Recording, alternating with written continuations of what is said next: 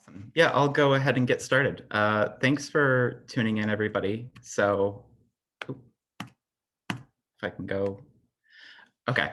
So my name's Josh. I'm originally from Plattsburgh, New York, sort of way upstate, but I'm currently in Seattle, Washington, and getting a PhD in physics at the University of Washington. And I've had the pleasure of working on the Muon G-2 experiment for the last 3 years or so. And you can see a picture of the experiment here. It's a 40-foot wide electromagnet that we use to measure how a certain class of subatomic particles wobbles as it goes around in a magnetic field. And this group of 200 scientists, some of whom I'm showing here, this is the group that I work with at the University of Washington, and this is the collaboration sort of at large, are all coming together from all walks of life all around the world just to measure this one number. And I'll tell you about that in a little bit. But first, I want to tell you about what I think is the most important thing in science, which is not to be afraid to be wrong. And not just on homework or tests or raising your hand in class, but on absolutely everything. Being wrong is baked into the scientific process. If you look at the scientific method, which some of you may be familiar with from your science classes, you start with a question, you use that question and form a hypothesis, you test that hypothesis with an experiment, you analyze your data, and you report your results. And maybe 50% of the time, you're going to be reporting, hey, I was wrong, my hypothesis is incorrect. And that's really, really crucial. In order to be a good scientist, you need to honestly report your results. And sometimes that means reporting that you were wrong. But every single experiment, whether your hypothesis is correct or incorrect, pushes our understanding of science forward in a really important way. So I'm going to talk about sort of a famous example of this from way back when. So Isaac Newton, back in 1687, who's a pretty famous physicist, was working from home, quarantining during a pandemic, and he came up with a theory of gravity that basically explained everything that they could observe about gravity in 1687. So everything from apples falling out of trees to the motion of Jupiter around the sun or the motion of the moon around the earth could be explained in this one really, really simple equation. And not only could you explain things that you had already seen, but you could use this equation to form a hypothesis, to say, I think, according to Newton's laws, this is how this system should behave under gravity, and go out and measure that. And for 200 years, this cycle of using Newton's theory to form a hypothesis and checking that hypothesis went off without a hitch, and Newton was being proven right again and again and again and again. And it was only in the early 1900s when things started to not quite add up. And this other really famous scientist called Albert Einstein came along and said, Newton, I think your theory is really great. It works really well for tiny things like apples or even tiny things like planets. But I think when things get really, really, really heavy, it starts to break down. So if you're really close to, say, the surface of the sun, or nowadays we would think of if you're really close to like a black hole, Einstein says, Newton's theory doesn't quite add up. So he came up with his own theory of gravity, which is a lot more math than one equation, but that made a lot of the same predictions for everyday things, for the things that Newton had been proven right about, and differed when you got to like really, really heavy things. So now we have two dueling theories of gravity, and we need to settle it. And as scientists, we like to settle things with an experiment. So we need to come up with an experiment that Newton and Einstein would predict different answers for, and that you can measure. But it's hard to get a black hole into the lab for some tests. So you have to be pretty clever to come up with something that Newton and Einstein, that you can actually measure, well, they'll give different results. And eventually they figured out that they could use the sun as part of their experiment. They could use the sun as their measurement device.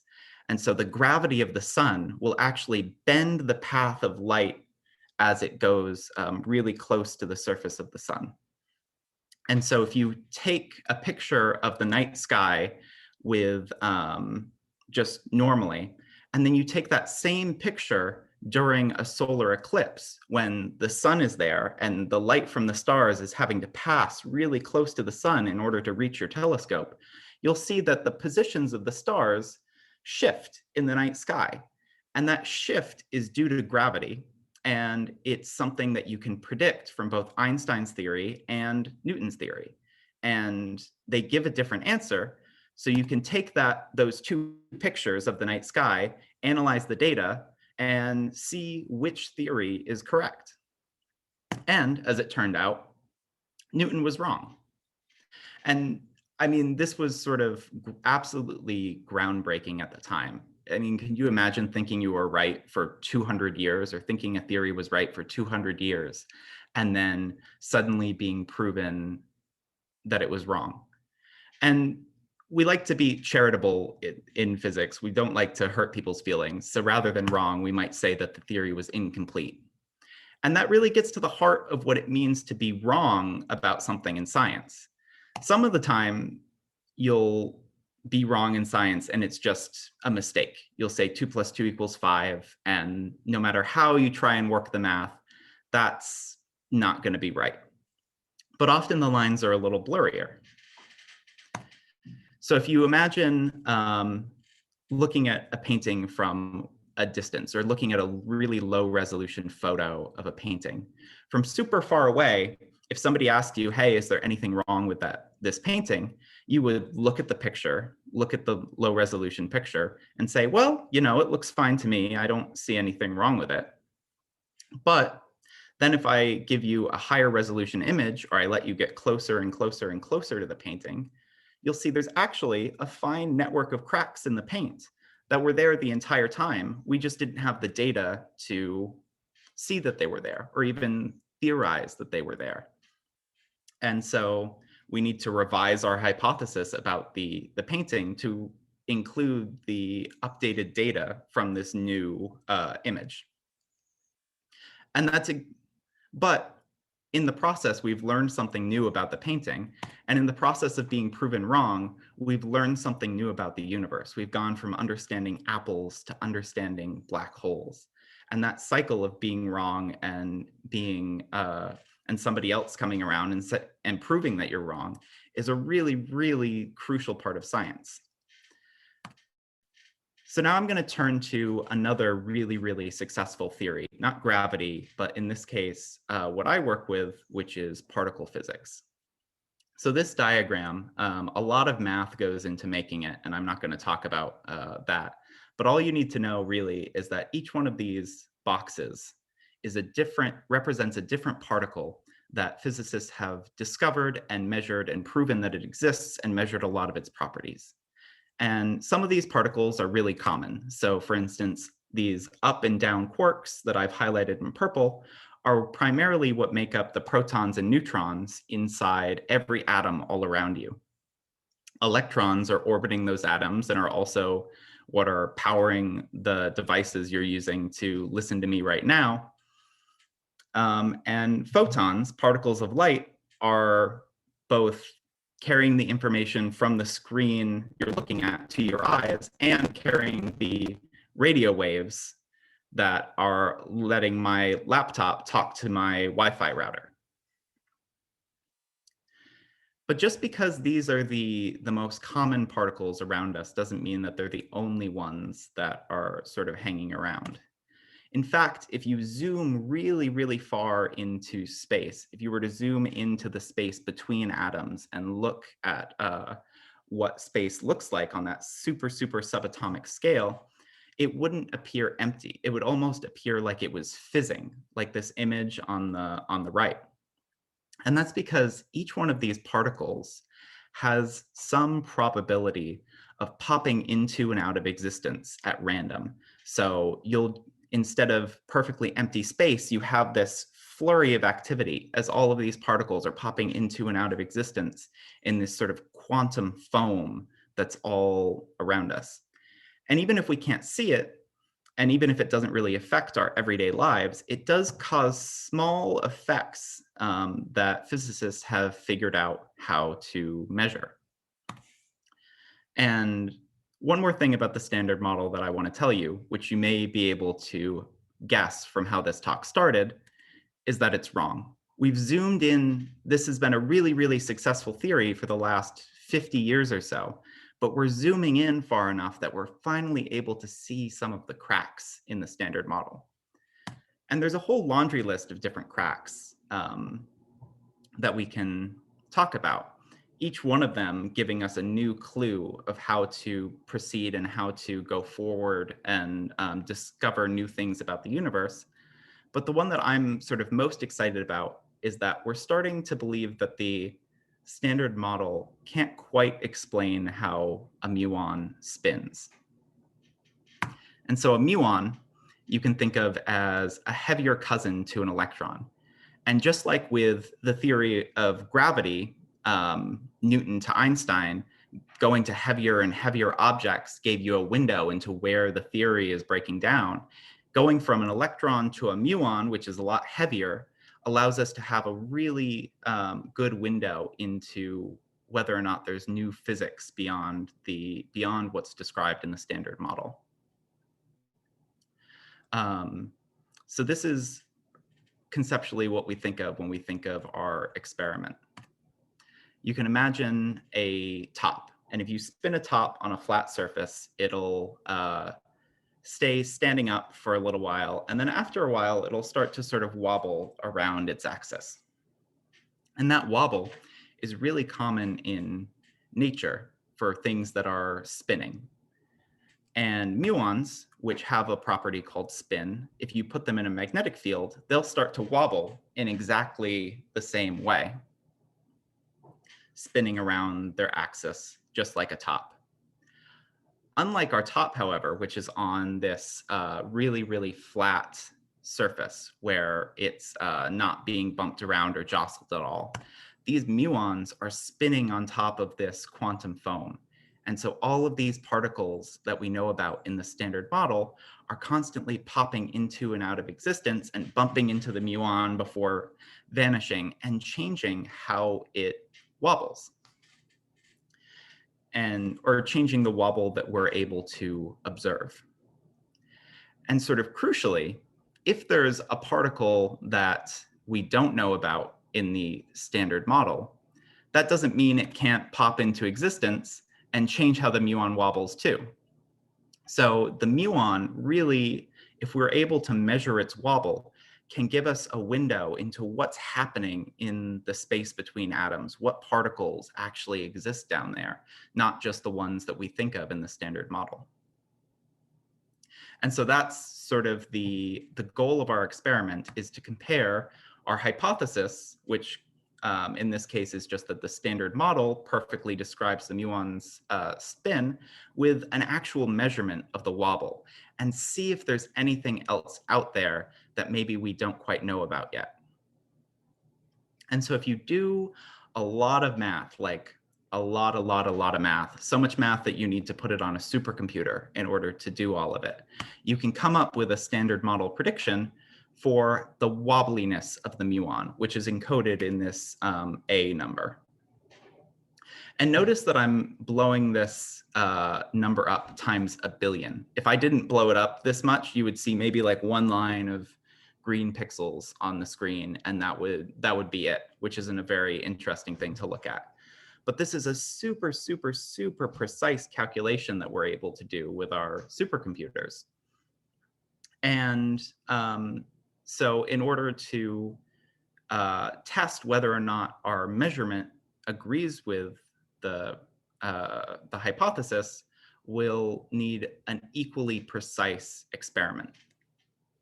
To give you a sense of how precise we need our experiment to be, our goal is to measure something to 140 parts in 1 billion. And that's similar to measuring the length of a football field to the width of a single hair. And I don't know about you, but I don't think I have a measuring tape that's good enough to do that. And so we work really, really, really hard on the experiment to make our measurement as accurate as possible for each measurement. But then we also do the measurement over and over and over again. So one strategy for reducing any errors on your measurement is to just repeat your experiment and repeat it over and over and over.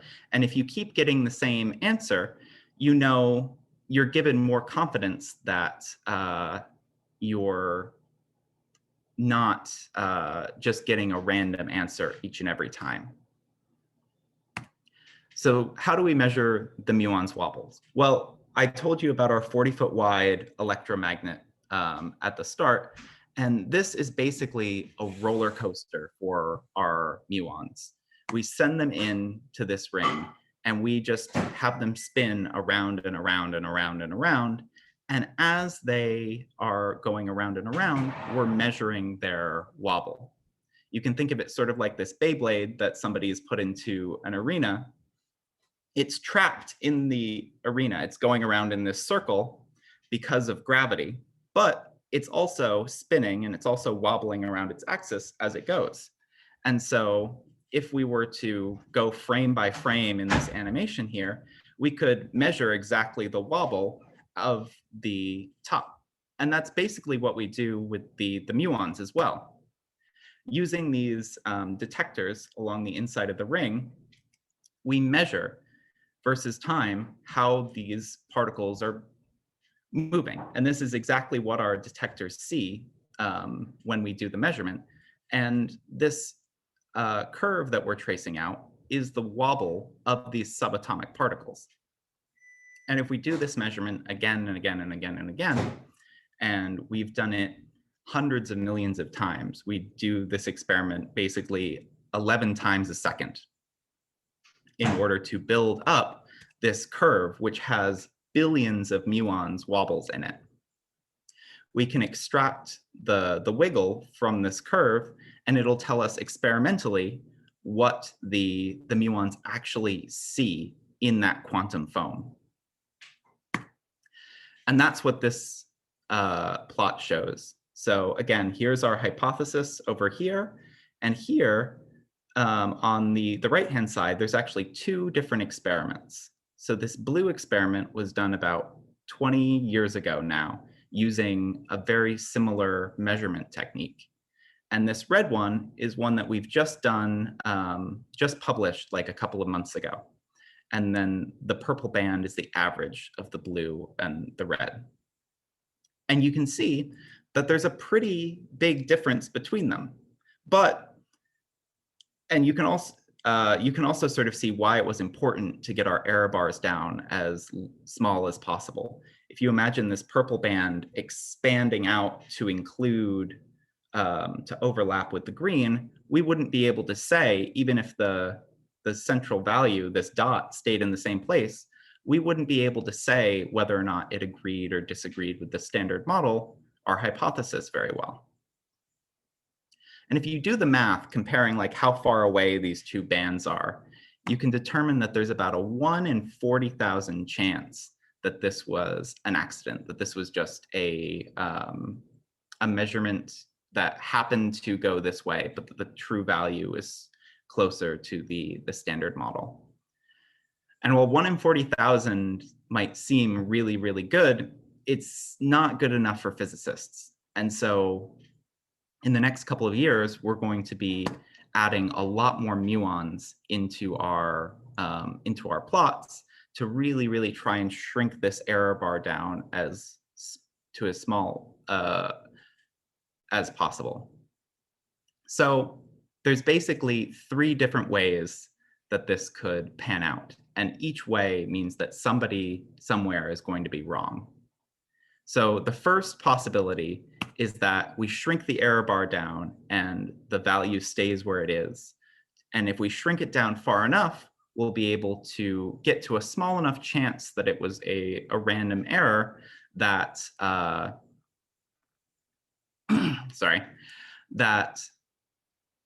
a small enough chance that it was a random error that we can say for sure that we've discovered something, that the standard model is wrong. And this is a really good clue to look for new particles that would do that would change the muons wobble in this really specific way.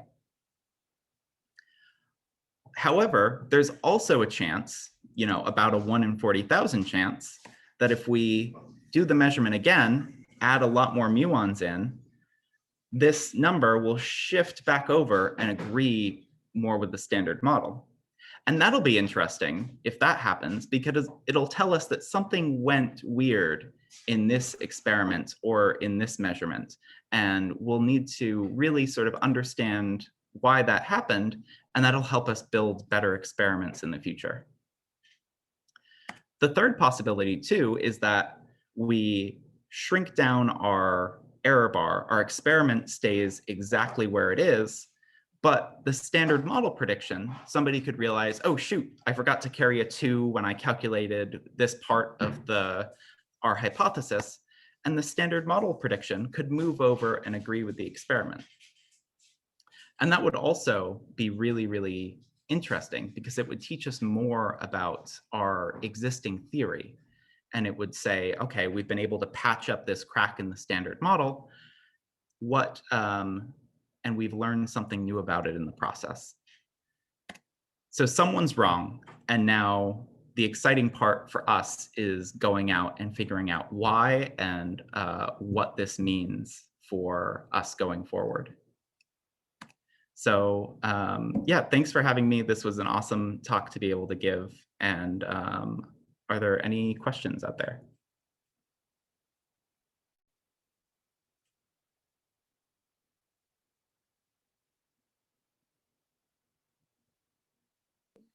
If we don't have any questions, thank you so much, Josh. I will send you over the recording.